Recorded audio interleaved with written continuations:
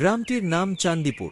শহর থেকে বেশ কিছুটা দূরে অবস্থিত এই গ্রাম আজও আধুনিকতার ছোঁয়া তেমন পায়নি। তবে গ্রামটির প্রকৃতির সৌন্দর্য খুবই মনোরম। গ্রামের মধ্যে দিয়ে বয়ে চলছে একটি নদী। এই তরুণ এর নাম হল রিমন। রিমন একজন তরুণ সাংবাদিক, শহরের একটি জনপ্রিয় অনলাইন নিউজ পোর্টালের রিপোর্টার। অদ্ভুত ও ভৌতিক বিষয় নিয়ে প্রতিবেদন করা তার নেশা। সে শুনেছিল চান্দিপুরের এই কবরস্থানের গল্প। তার মনে হল এটা আদর্শ একটা রহস্য ফিচার হতে পারে।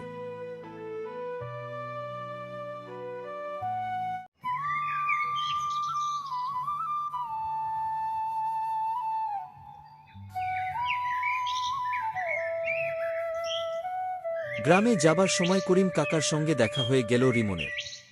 রিমন: না তো কেমন আছো বাবা? অনেকদিন পর দেখলাম তেমায়। আজ কি ছুটি আছে নাকি? না কাকাবাবু, ওই কবরস্থানের একটু রিপোর্ট করার আছে। কাকাবাবু অনেক করে বারণ করল, রিমন শুনল না। রাত্রি 12টা নাগাদ রিমন কবরস্থানের উদ্দেশ্যে রওনা দেয়। জঙ্গল এর ঘুটঘুটে অন্ধকারে একটা টর্চ লাইট নিয়ে বেরিয়ে পড়ে।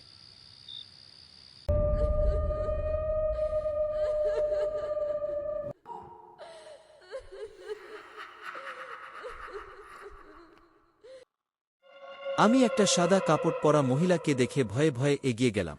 কে ওখানে? জবাব দিন, সাহস থাকলে সামনে আসুন। ধীরে ধীরে আবজা হয়ে মিলিয়ে গেল, কিন্তু কবরস্থানের মধ্যে কান্না থামছে না।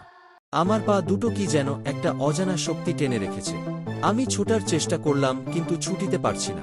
চারিদিকে নিস্তব্ধ, তার মাঝে একটা কান্নার শব্দ ভেসে আসছে। আমার গোটা শরীরে ঘাম হতে লাগলো, ভয়ে শরীর কাঁপতে লাগলো।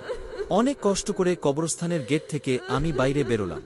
তারপর ছুটতে শুরু করলাম। তারপর শরীরের সমস্ত ক্ষমতা দিয়ে সোজোরে ছুটতে লাগলাম।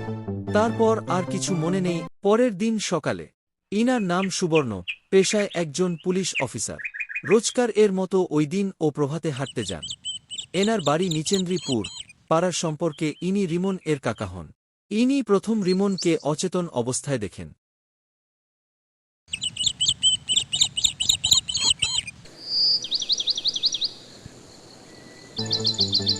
কে যেন রাস্তার মাঝে শুয়ে আছে, গে দেখিত। এ তো রিমন। রিমন, তুমি এইভাবে পড়ে আছো কেন? আমি কাকাবাবুকে বিস্তারিতভাবে জানালাম। ওই রাতের কথা আমি সারা জীবন মনে রাখব। গল্পটি ভালো লাগলে লাইক ও শেয়ার করতে ভুলবেন না। আর আমাদের এই চ্যানেলটিতে নতুন নতুন ভিডিও পেতে চ্যানেলটিকে সাবস্ক্রাইব করে পাশে থাকুন।